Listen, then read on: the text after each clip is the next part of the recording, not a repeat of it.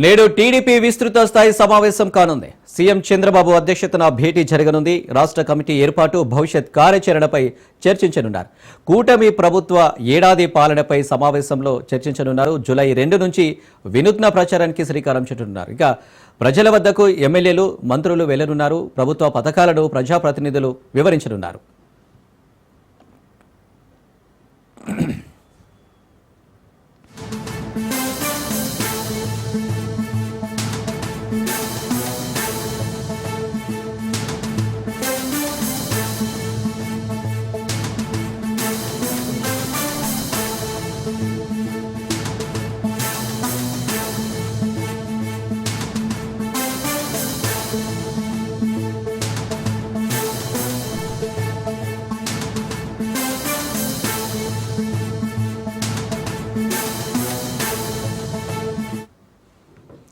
నేడు టీడీపీ విస్తృత స్థాయి సమావేశం కానుంది. సీఎం చంద్రబాబు అధ్యక్షతన భేటీ జరగనుంది. రాష్ట్ర కమిటీ ఏర్పాటు, భవిష్యత్తు కార్యాచరణపై చర్చించనున్నారు. కూటమి ప్రభుత్వ ఏడాది పాలనపై సమావేశంలో చర్చించనున్నారు. జూలై 2 నుంచి వినూత్న ప్రచారానికి శ్రీకారం చుట్టనున్నారు.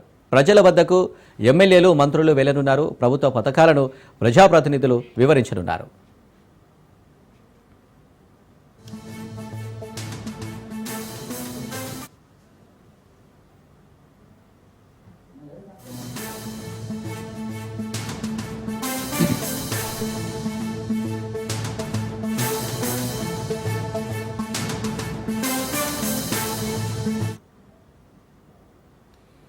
రెడీగా టీడీపీ భేటీకి సంబంధించి మరిన్ని డీటెయిల్స్ మా ప్రతినిధి వాసు లైవ్ లో అందిస్తారు.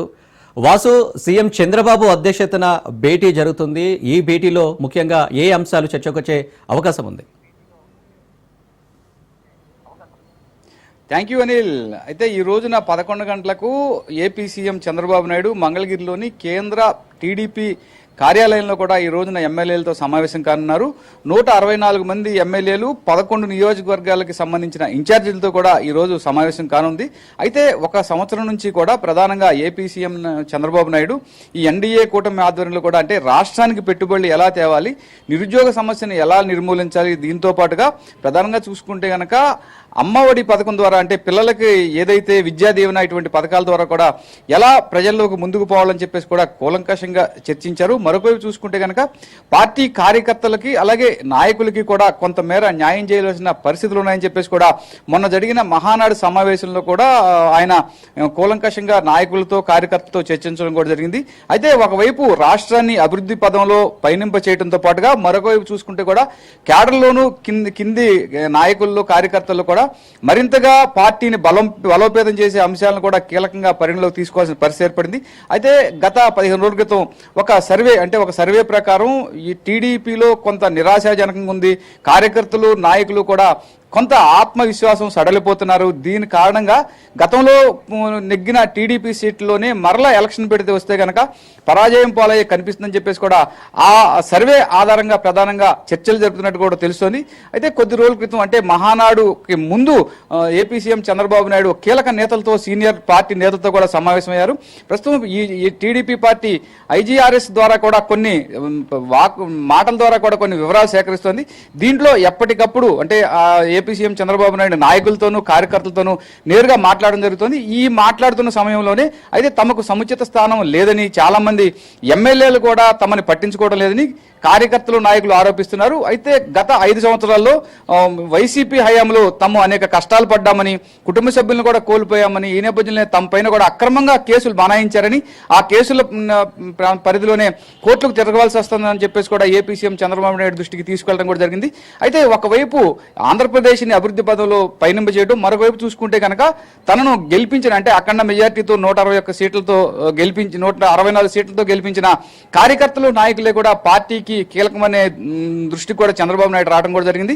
ఈ నేపథ్యంలోనే కూడా అంటే దిశ అంటే ఎలాగా మరలా కార్యకర్తల్లో, నాయకుల్లో కూడా ఆ సడలింపును మరింతగా చేసుకుని మరలా ప్రజల్లోకి వెళ్లేందుకే ఏపీ సీఎం చంద్రబాబు నాయుడు ఈ రోజు సమీక్షా సమావేశం నిర్వహించున్నారు.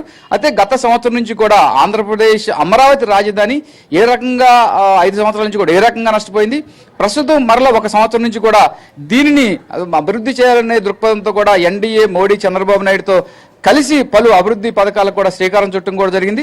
అంటే అభివృద్ధి ఒకవైపు, మరొక వైపు చూసుకుంటే కనుక సంక్షేమం ఒకవైపు కూడా చంద్రబాబు నాయుడు చూస్తున్నప్పటికీ కార్యకర్తల్లో పూర్తి నిరుత్సాహం కలిగే పరిస్థితి కూడా కనిపిస్తోంది. అంటే కొత్తగా వచ్చిన ఎమ్మెల్యేలు, కొత్తగా ఎన్నిక కాబడిన ఎమ్మెల్యేలు, మంత్రులు కూడా కార్యకర్తలు, నాయకుల్ని పట్టించుకునే పరిస్థితి లేని కారణంగా కూడా కొంత గతంలో కూడా ఏపీ సీఎం చంద్రబాబు నాయుడు మనం హెచ్చరించడం జరిగింది. స్థానికంగా ఉండే ఇసుక సిండికేట్లతో వివాదాలు, లోకల్ గా ఉన్న నాయకులతో వివాదాలు, లోకల్ గా ఉన్న అధికారులతో వివాదాలు కూడా పెచ్చిమీరిపోతున్నాయి. దీని కారణంగానే ఏ పార్టీని, కార్యకర్తల్ని గాడిలో పెట్టి మరలా దశాదిశ నిర్దేశించున్నారు. అయితే జూన్ 2వ తేదీ నుంచి కూడా ఈ సంవత్సరం నుంచి పరిపాలన ఎలా కొనసాగింది, ప్రజల స్పందన ఎలా ఉంది, ఇంటింటికి కూడా కార్యకర్తలను, నాయకులను పంపి ప్రజల స్పందన కూడా తీసుకున్నారు. అలాగే ఏపీ అభివృద్ధిపైన దృష్టి పెట్టామని ఇప్పటి వరకు కూడా పలు పథకాల ద్వారా కూడా ఎంతెంత ప్రజాధనాన్ని ప్రభుత్వం ప్రజలకి ఇచ్చిందని అన్ని అంశాలను కూడా కీలకంగా ఒక పాంప్లెట్ రూపంలో కూడా ఇంటింటికి తిరిగి పంచేందుకు కూడా ఏర్పాట్లు చేస్తున్నారు. Anil. Right Vasu, thank you.